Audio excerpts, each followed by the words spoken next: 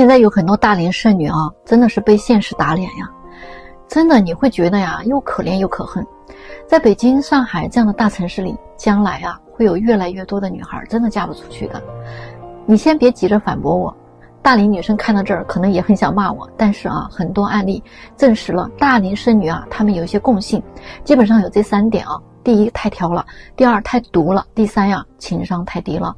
你看完了，要是觉得我说的不对啊，你再喷我。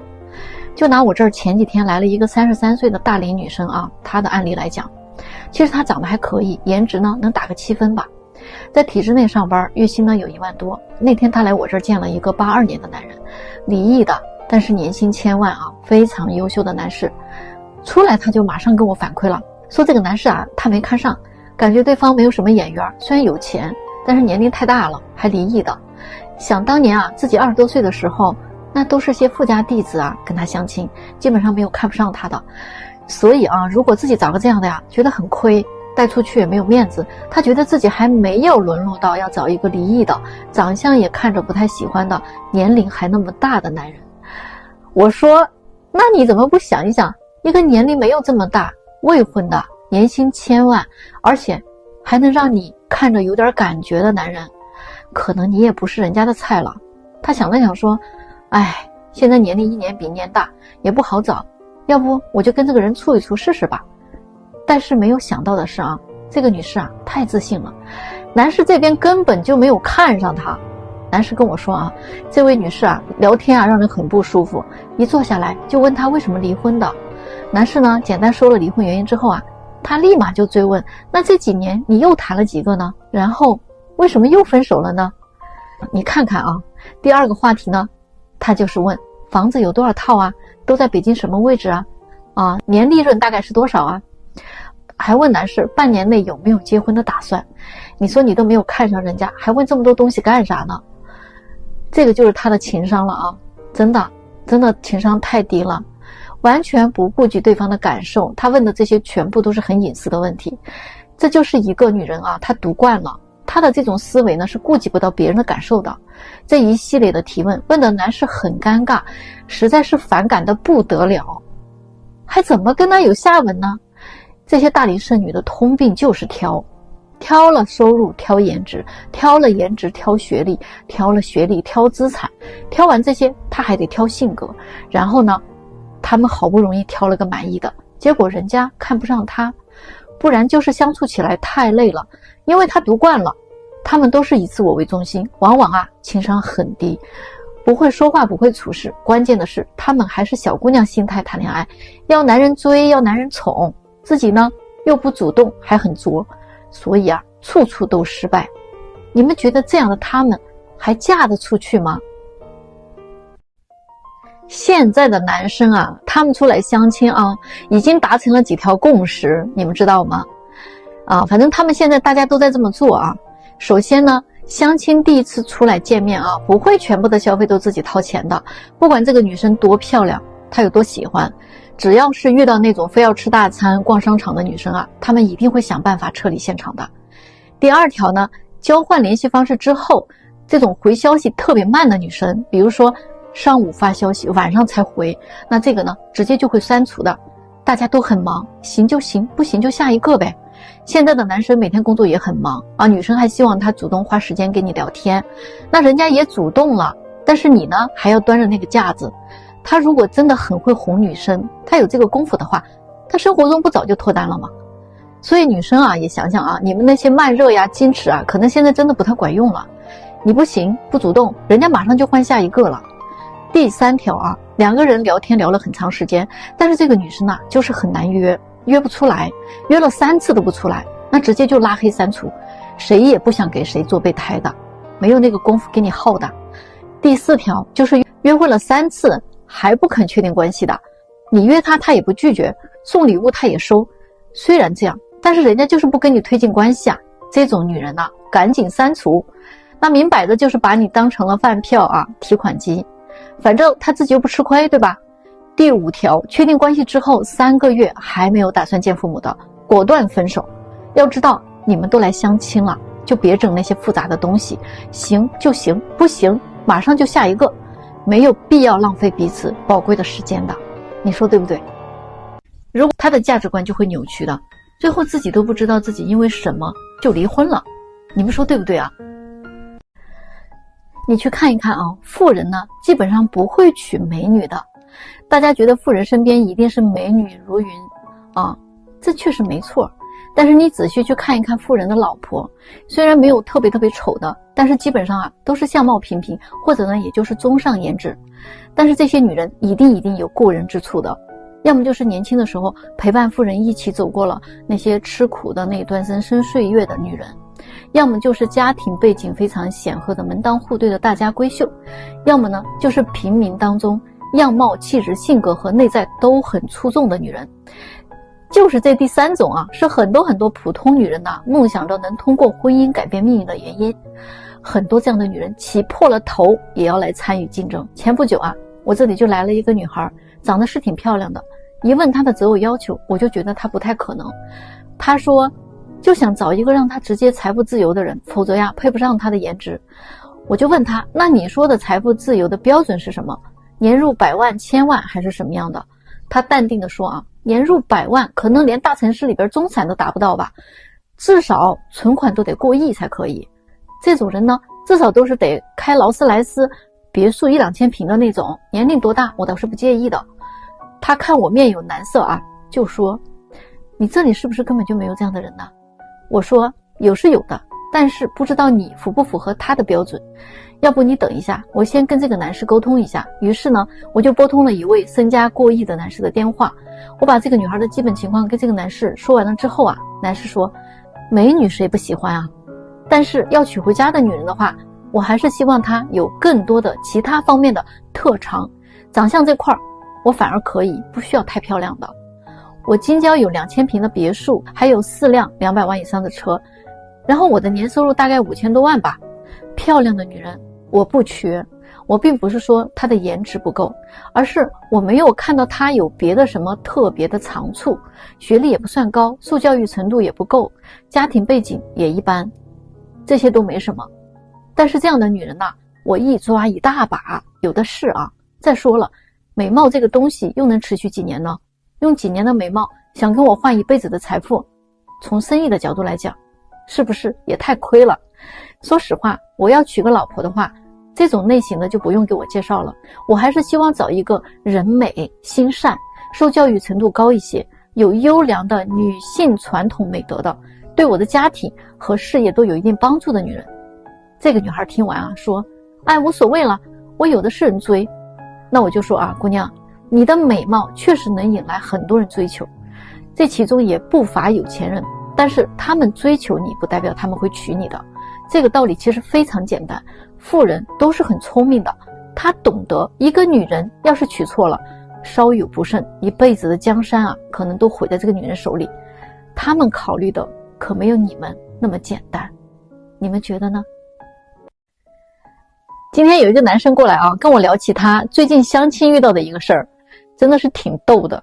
前2天呢，他跟一个女孩相亲，他刚把自己的情况跟女生一说啊，这女孩就巴拉巴拉就开始说开了。哎呀，我看你条件是不错的啊，我呢就几个要求。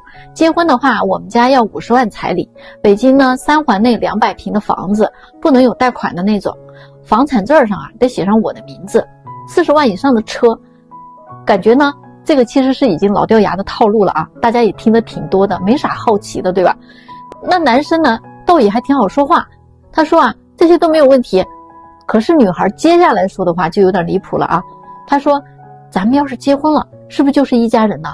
男生说对啊，那咋啦？女孩说那结了婚你不就是我老公吗？我呢还有一个事儿啊，就是我欠了50万外债，那结了婚你得替我还啊。这时候男生心里就开始打鼓了啊，合着你是要找一个给你还债的呀？那债还完了还拿着50万彩礼再跟我离个婚，这里外里的挺合适啊，真能算计。然后男生也就不示弱了啊，他对女孩说这倒没问题，但是我也有个问题要问你啊，那如果我也欠50万外债，你会给我还吗？你都想不到这女生怎么说的啊，她说你欠50万我还能跟你在一块吗？你都没有能力养我了，也没有能力保障我的生活质量，那我还跟你在一起干嘛呀？男生说那你们女的不一直都在讲男女平等吗？原来就是个口号啊。提到女性利益的时候，就倡导女性优先，谈到责任付出的时候，那就是男人的义务。女孩马上就说，我这么貌美的女人，那有的是大把的人追，哪怕你给我花钱，那也是你的骄傲。男生说，这骄傲还是算了吧啊，不稀罕。要钱的时候我就是你最好的依靠，没钱的时候我就配不上你的美貌。你还真是一套一套的。女生刚又要开口哈，男生立马就说，你闭上你的嘴巴，我看不上你这样的，听懂了吗？就是这么个事儿啊。我就是觉得吧，这男生怼的呀太有水平了，你们说是吗？今天啊，一个28岁的女孩跑来跟我哭啊，说后悔了，想跟男生复合。那我就问她咋了嘛？她说啊，跟男生相识啊半年多了啊，相亲认识的。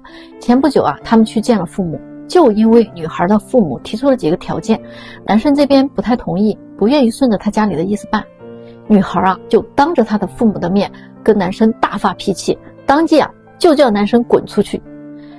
那他呢，从小全家就很宠，他说就是他不宠我，他不照顾我，父母提点要求他都觉得过分。我当时就是很生气。但是啊，这个男生离开之后啊，1个多月都没有再联系过他。那前2天呢，他就开始有点后悔了，跟几个朋友去酒吧玩啊，喝多了就直接啊奔男生住的地方去敲门。男生一听是他就不给他开。这个气急之下啊，女生啊就开始砸门了，一直啊闹到了邻居报警，直到警察来了，这事才算完事儿。但是啊，男生表示不会再跟他复合的。所以今天啊，他就跑我这儿来了啊，想让我跟男生谈谈能不能重新在一起。你们说说，这样的女孩男生还会跟她复合吗？我就跟他说啊，假如一个3岁的孩子像你这样子，那我们会说这个小姑娘啊奶凶奶凶的挺好玩。假如一个17岁的女孩像你这个样子呀，我们也会说这小姑娘有点刁蛮任性，也挺好玩的。但是如果一个27、28岁的成年人了还是这个样子的，那我只能说啊，姑娘，你现在是在向一个泼妇靠近，已经不好玩了啊。它已经成了你身上的一个标签。28岁的女人如果此刻还呈现出这种状态，那我建议你啊，这一辈子最好是不要结婚，因为只有一个情绪稳定的女人才配走入婚姻，否则你将虐死别人一家子，知道吗？结果想不到啊，他居然跟我说，我就是生气，我也没有恶意的，我就是想恶心恶心他。哎呀，姑娘啊，你是一个漂漂亮亮的人，那是什么东西才会恶心人呢？你是那个恶心人的东西吗？你把自己存在的意义和美好的青春时光全都花在了恶心别人这件事情上吗？你还说你没有恶意，你把自个儿看成什么了？把宠爱你的父母又看成什么了？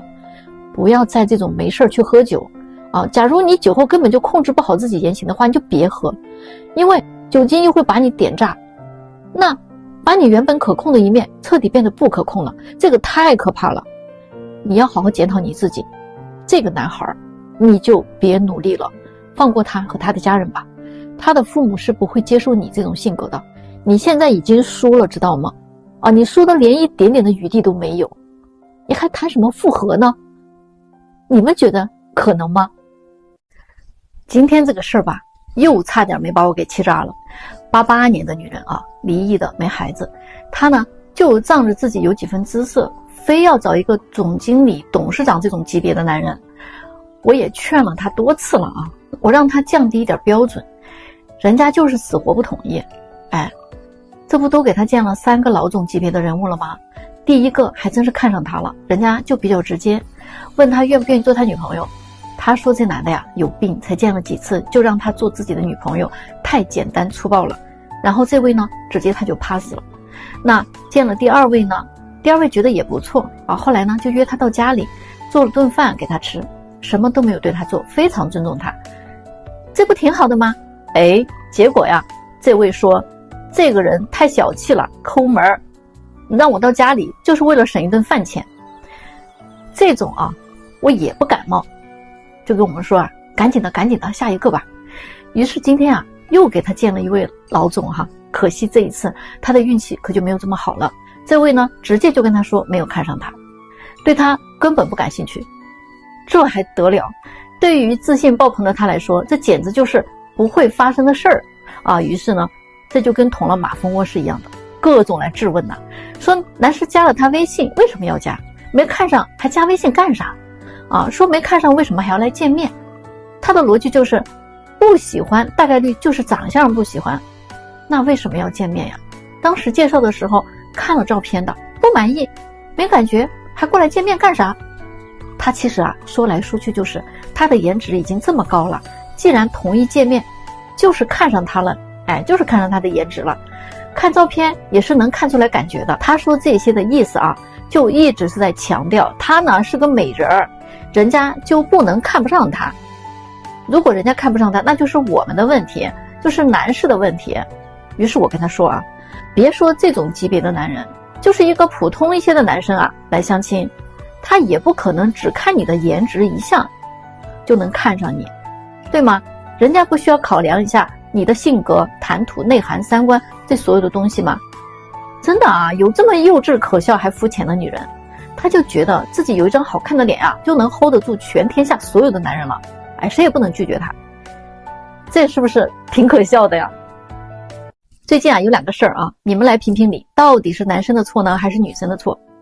一个女生呢应邀参加男生的一个饭局晚上她喝多了，男生就开着车带着女生往自己的家里去。女生呢有点迷迷糊糊的，也不知道情况，下车之后看见男生把自己带到了一个陌生的地方，酒忽然也醒了一半了。男生就说这是我家，你要不要上去看看或者坐一会儿？女生居然同意了，也跟男生也上了楼。于是女生还在男生的家里沐了浴更了衣。男生说要不今天你就住这儿吧，你睡卧室，我呢睡客厅的沙发。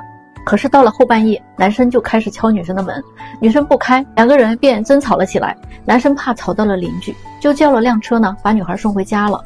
但是女孩可没有善罢甘休，第2天他就跟所有认识他们的朋友群发了一篇小作文，说这个男生是个臭流氓，没素质。还有另外一件事一对刚相亲认识不久的男女，彼此呢都很有好感，他们想往结婚的方向去交往。由于认识的第2周2个人都要去外地出差，男士就邀请女生说你忙完了以后呢去我那个城市找我。于是他们在男士住的大酒店餐厅吃了顿饭，饭后呢男士就邀请女生去他的房间坐坐，女生没有答应，男士被拒绝了，觉得脸上特别挂不住，就甩了一句说那一会儿我就回北京了，你呢就自己安排吧。然后就把这个女生一个人扔在了酒店餐厅里。你们说说这2件事到底是谁对谁错呢？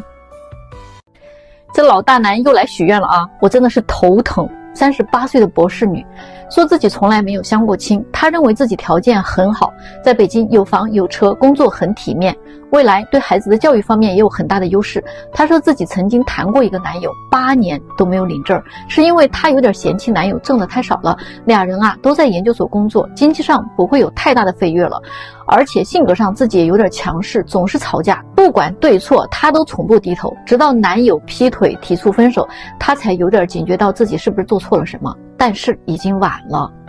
所以她现在希望找一位气质儒雅、事业有成的男士，经济条件一定得好，至少要100万以上的收入。反正我听完了以后我就跟她说，你找不到这样的，你的想法太理想了，你跟人家90后的女生想法一样，你拿什么跟年轻的姑娘去竞争？但是她很固执她跟我说，你就按照我说的这样的帮我找找吧。我说我找不了，人家年入100万的男士都找90后，连见个面的机会可能都不会给你，你这不是为难我吗？哎呀，你这钱我挣不了，你可以去别处看看，我真的是拜托了我不是观世音菩萨，也不是许愿池的那位我只是一个牵线说媒的人，也不是神仙。我这里呢也不是你花了钱就能买个优质商品回去的地方。我再一次强调一下，35岁以上的女生，不管你未婚还是离异，你们想找一个年薪100万的男人几乎是不可能的了。今天我就把这话撂在这儿不要跟我说什么虽然我35岁了，但是我看起来只有25岁这种话。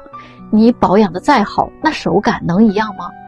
我也是女人，我真的没有必非要攻击你们这个群体但是你们能不能不要整天梦游？你承认自己年龄大了老了，有那么难吗？你找一个跟你收入差不多的男人好好过日子，有那么难吗？你都快奔40的人了，不知道谁给你的自信和勇气，动不动要找100万年薪的男人。我可以很负责任的告诉你啊，年薪100万的男人，不管他30岁、40岁还是快50岁，他们啊大概率都只考虑30岁以下的女生，他们只是有钱，人家不是有病啊，你明不明白？能不能清醒点？你们看看啊，现在是不是这样？越来越低的结婚率和生育率表明，男生们真的是在动真格的了。他们现在不愿意追求女生，也不想结婚。有人说，现在国内的男生啊，正在进入一个自杀式的单身和报复性的不婚状态。男生们对女生的态度是这样的：你不是难追吗？那我就不追了，行不行？我宁愿单身一辈子，我也不做舔狗，看看谁活得更潇洒。你不是生育警告吗？那我直接不生了总行吧？我不愿意被人拿捏着，咱惹不起，咱还躲不起吗？咱未来养老院见，行吧？适婚男生他们现在正在企图用这种方式来回击当下扭曲的婚恋观，为将来啊制造出一个男女婚恋平等的年代。话说啊，现在有很多女生她真的是挺作的，谈恋爱要各种考验男生，测试男生，全过程她必须得是一个被付出的一方，各种节假日的礼物转账红包不说啊，自己连一点回馈的意思都不会有的，就是觉得理所当然的接受。他们的思想就是你不是要追求我吗？那就得拿出这些行动来，最后点不点头满不满意，那当然得看我的心情。要说到结婚，那就更加变本加厉了，一个男人要把她娶回家呀，就得答应她各种条件，甚至还有他们家那些不合理的要求。要真的结婚了，人家说了，那我也是富养长大的小公主好吗？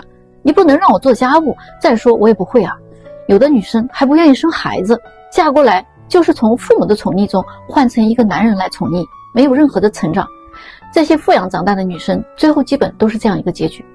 还有女权思想的洗脑，我们可以参考日本、韩国，他们曾经都发生过极端女权现象，导致他们的男生啊宁愿大量的单身也不愿意结婚了。男生躺平了之后，他们的女生不要彩礼，不要房子，不要求一切，他们的要求也一降再降，男生仍然无动于衷。如果我们这一代年轻男女啊真的是大量的不结婚，那么日本、韩国不就是我们未来的样子吗？多年之后，我国的婚恋现状绝对会是另外一番景象的。但是这样做会不会太极端了？咱们评论区聊一聊好吗？我告诉你啊，女追男的时代啊真的快来了，男生们再也不用做舔狗去追女生，还要买房子买车给彩礼，都免了。你知道为什么吗？最主要的原因就是现在跨国婚肯定要盛行起来了，有很多的俄罗斯、缅甸、泰国、韩国甚至是日本的女人都会大量的涌入中国婚恋市场的，竞争对手啊太强大了。这呢也会导致大城市里边的大龄剩女啊会更加的难嫁，2、3线城市的一些条件一般的单身男人也很多机会了啊，可以娶妻生子了，不用考虑房子、车子和彩礼啊，条件啊差不多的都可以结婚。因为外国女生她不太讲那一套东西，外国的女生啊她更讲究你们精神上的和谐，而国内的女生呢更讲究物质上的满足和条件的匹配。那一个呢是真心的想过日子，那一个呢是条件的权衡。如果你是一个男人，你会怎么选呢？答案真的是不言而喻，对吧？那所以现在呢这个男多女少的神话，那到那时候一定会被颠覆的。其实大家都知道，那适婚的单身男人是要比单身女人多出3000多万呢。这些光棍其实它是指的在偏远的农村，而不是指的在城市。在城市里，其实现状已经是女多男少，优质的男人啊那就更少。而咱们现在有很多女人呢还在盘算着啊怎么利用谈恋爱和结婚让男人掏自己的钱啊。那俄罗斯女人的肤白貌美大长腿，缅甸泰国女人的服帖持家温柔善良，日本韩国女人的温柔贤惠吃苦耐劳，让这些中国女人你拿什么去跟人家抢？还在盘算着呢，还在精挑细选着呢，还嫌这个不好那个不行呢，还在矜持慢热呢，还等着男人去追呢。而中国的男人呢又很会赚钱，也比较有责任感，又很会宠老婆，又舍得给自己的女人花钱，所以这些呢都是国外的女人非常想嫁给中国男人的。如果说国外的女生大批量进来之后啊，3000万光棍的格局一定会彻底被颠覆的。女生怎么可能嫁不出去呢？这样的论调也将不复存在了。相亲的时候，女生可能再也不会觉得我是在给男生一个追我的机会这种心态。那约会的时候有可能啊还会轮到女生主动去买单，到时候啊北上广深这样的一线大城市的男女比例还会进一步扩大的。那样的话，女追男的时代真的就来了。男生们，你们期不期待这一天呢？最近有个95年的女生啊，去年跟一个90的男生相亲之后呢，双方都觉得不错啊，愿意跟对方继续接触和交往。这差不多啊1年快过去了啊，我也没有怎么跟进他们俩，原以为他们挺顺利的啊，都1年了嘛，也该谈婚论嫁了。可是就在上周啊，女孩和男生啊分别给我打来电话了，先是女生打来的，我以为呢给我报喜来了，结果并不是啊，分手了。于是我就问了一下原因，女生说啊，这个男生啊打算带她去见他的爸妈，本来是件好事儿，可是啊她拒绝了，因为她对男生意见非常大。她说跟这个男生要了多次体检证明，这个男生啊一直就没当回事儿，一次也没有给过她。她说啊，现在在外边太不卫生了，有一个朋友因为见面吃了一顿饭啊，就感染了螺旋菌，有的病啊通过口腔也是能传播的。然后呢，这个男生1年当中有大半年都在外面出差，几天才跟他联系一次，也没有给他花过什么钱。有一次啊，买了个礼物还是个假货。而且呢，他觉得这个男士啊，说家里条件多好多好，但是自己并没有真正的了解他们家的财务状况。他要求男生提供家庭资产证明给他。我就问他，那这都1年了，你们俩的关系到了哪一步呢？有没有实质性的一个进展？我问的问题你们懂的啊。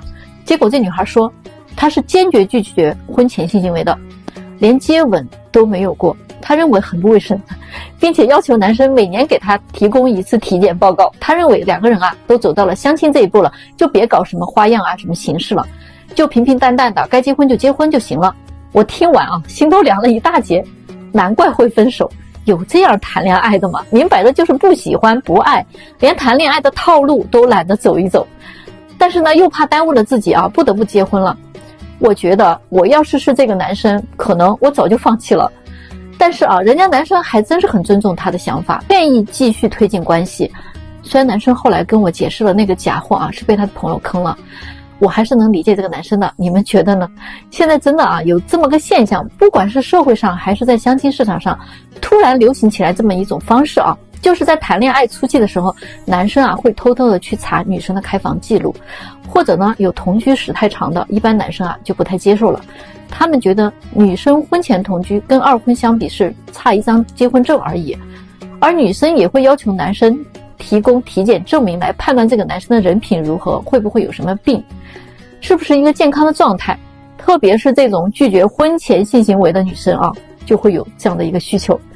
你们觉得这样做好不好呢？最近有这么个事儿啊，我想来说一说。有个90年的女生，今年33了，对吧？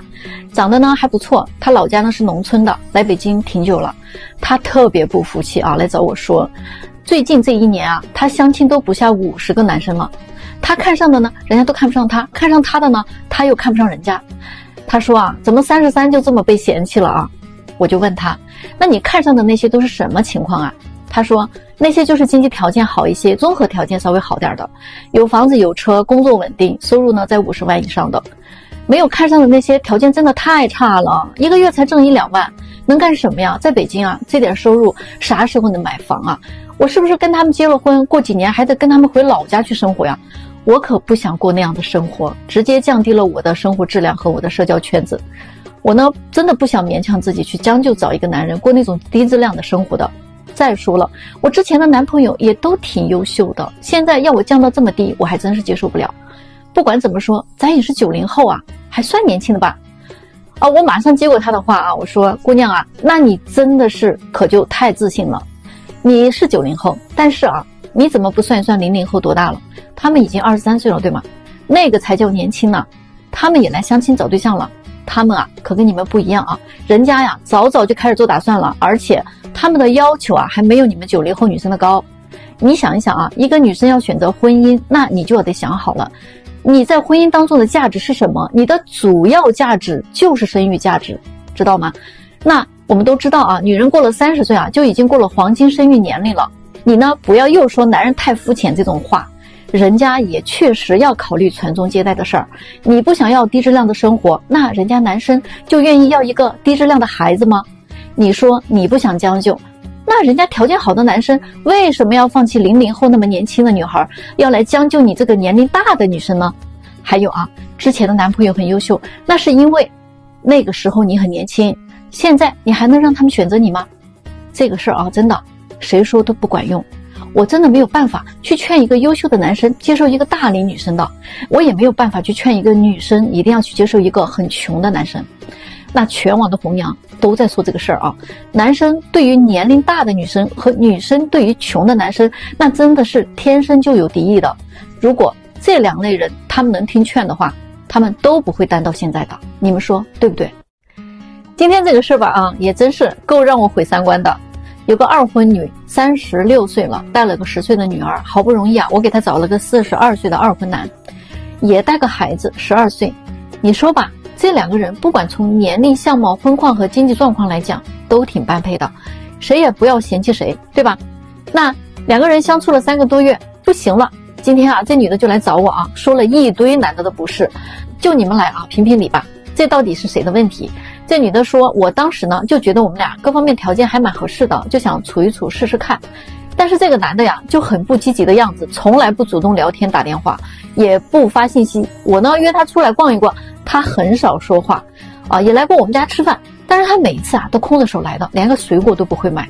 女的就觉得我虽然不差这3瓜2枣的，但是啊这么个成年人了，你连个最基本的人情世故你都不会吗？这是不是太瞧不起人了？处处都是我在主动，所以我觉得我把自己弄得一副很不值钱的样子。正是因为我离过婚，单身的女人，她是不是就觉得可以白嫖试一试？是不是就觉得反正不用负责任？所以我觉得二婚我就是要图钱。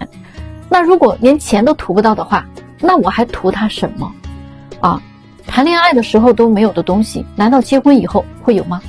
如果感情不落实到吃饭、穿衣、睡觉、数钱，那他有金山银山跟我有什么关系啊？他如果觉得这份感情根本就不需要花钱，或者说我不值得他为我花钱，那我就放弃算了，没有继续接触的必要。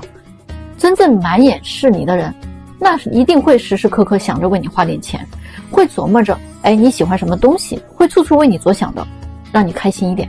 虽然说谈钱很现实，但是这也很真实啊。一个连钱都不舍得为你花的人，怎么会舍得爱你呢？可能钱啊才是他的命，那他就跟他的钱过去吧。我听他说完这一大堆牢骚之后啊，我当着他的面啊给这个男士打了个电话啊，沟通了一下情况。男士说他经历了2段婚姻，真的被骗怕了，现在真的是不敢付出了。这女的一听啊，马上接过来就骂上了，她冲着电话里就说，我呸，抠门就是抠门，少给自己脸上贴金了。如果连买个水果都是要花钱的话，那别人要是请你吃顿饭，你是不是觉得人都是骗子呀？你就是骨子里就是自私，与你有没有钱没有关系。你什么玩意儿啊？难怪会离2次婚。男士一听就没说话啊，直接把电话给挂了。你们说一说啊，这2个人到底谁对谁错？有些事儿啊不讲理，我真的啊看不下去。最近有个88年的女生，你们想想，35岁了还面临男朋友分手的危机啊，急得没办法啊，来找我说这个事儿啊，声泪俱下呀。刚开始我真的以为她是可怜的一方，可是我听完这个事儿之后啊，我就明白了啊，这不是恶人先告状吗？因为后来我也找男士了解了一下情况啊，你们就来听一听到底是谁没道理。事情是这样的，上周啊他俩去见男方父母，这个女生呢正好嘛，老家那边啊姥姥住院，别人送了很多补品，他们家呢就顺便的寄过来了，算是给男方家长的见面礼。男士其实没说啥，但是男士的父母啊看到这个礼物袋子里啊有一张医院的结算小票，心情很不爽。但是2个老人非常给面儿，没声张啊，就这么睁一只眼闭一只眼就过去了。这不见完他们男方家长了吗？现在打算去见见女方家长，结果女生说给我们家买东西得问问父母要什么再买。于是呢这个女生的妈妈就可没客气啊，说要一套高档化妆品，价值不能低于3000刀。父亲呢喜欢名家字画，那你们想想名家字画是什么概念啊？都是一些上万的东西了。这一通操作啊，男方这边真的下头了。自己家经济条件很好，但是就没有见过这样理直气壮要东西的。当时给自己家里见面礼就没问问父母要什么，敷衍一下就过了，到他这儿啊就得问问他的父母要什么，按照要求送礼物，这是不是太不公平？女生家里说彩礼大概是20万左右，于是这个男士就问这个女生啊，说那你们家准备了多少嫁妆呢？女生一下子被问懵住了啊，说还需要嫁妆吗？我们家没有做这个事儿啊。你们来看看啊，前面啊我都不说了啊，我们就说彩礼这一项。现在的女生嫁人啊，张嘴就要彩礼。我先拜托你们想一想啊，有没有准备好嫁妆？你们到底懂不懂老规矩啊？嫁妆和彩礼那是差不多的啊，那应该是对等的东西，明白吗？不是几床被子2个脸盆你就能换几10万彩礼的。它是2个大家庭对于你们这个小家庭的扶持。不要说彩礼就是看男生的态度啊，没错，那嫁妆是不是也看你的态度啊？彩礼和嫁妆呢，它不是一个家庭去扶贫另一个家庭的。咱能不能啊，别再打着风俗的幌子，让男方一味的付出。那些想通过婚姻空手套白狼的啊，想通过彩礼疯狂敛财的女孩们，你们懂不懂什么叫婚姻啊？那是2个人互相扶持，共同付出。但是我看你们天天这个算盘打的啊，真是震天下，谁都不傻的，是不是这样？现在啊，被毒鸡汤毒傻的女人和那些3观很正的女人，她们的区别啊，真的大了去了。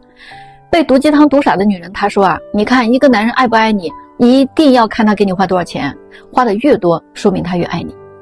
不舍得给你花钱又抠门的，那一定是不爱你的人。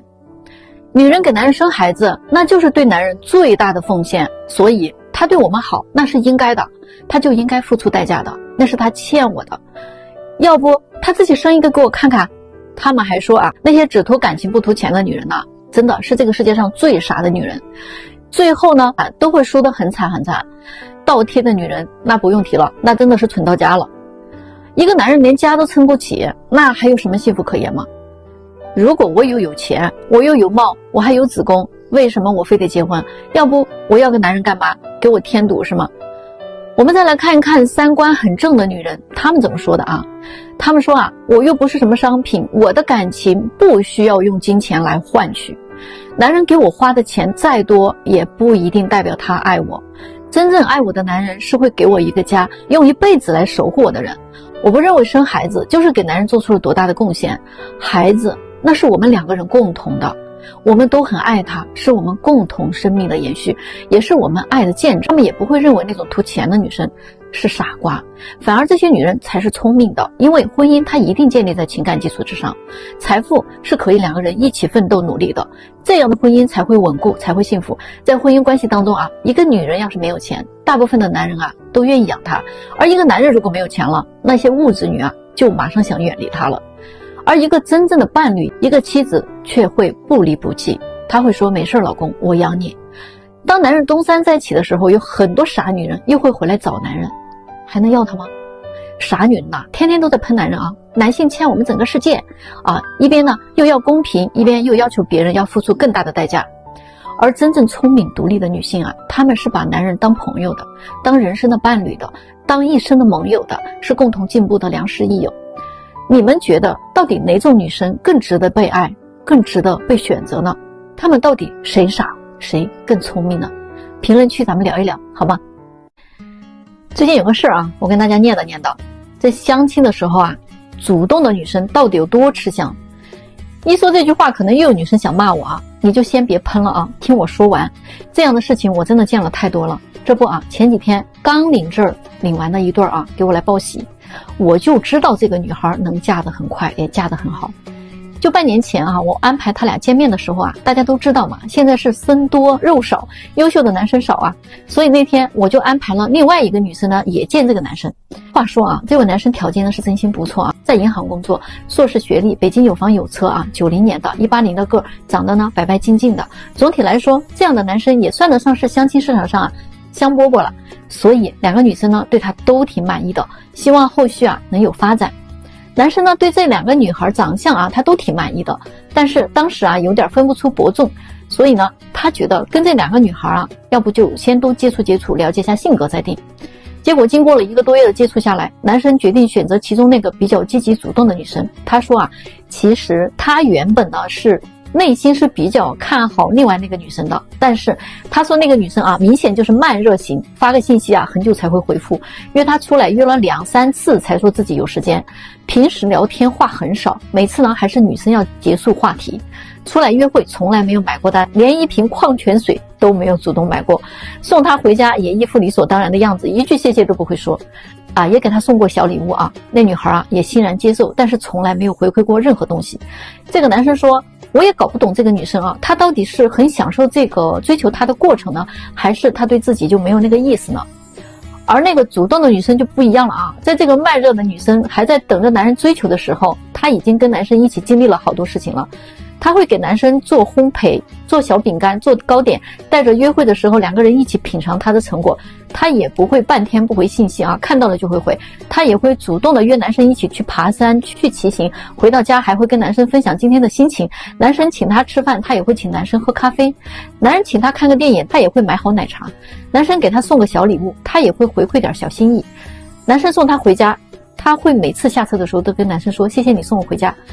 就是这么个开心快乐可爱的女生，直接秒杀那位慢热的啊！结果你们都知道吗？我后来问过那个慢热的女生，你是不是不喜欢这个男生？她说没有，我挺喜欢他的，但是不知道他为什么追着追着就不追了。你们说可笑不可笑啊？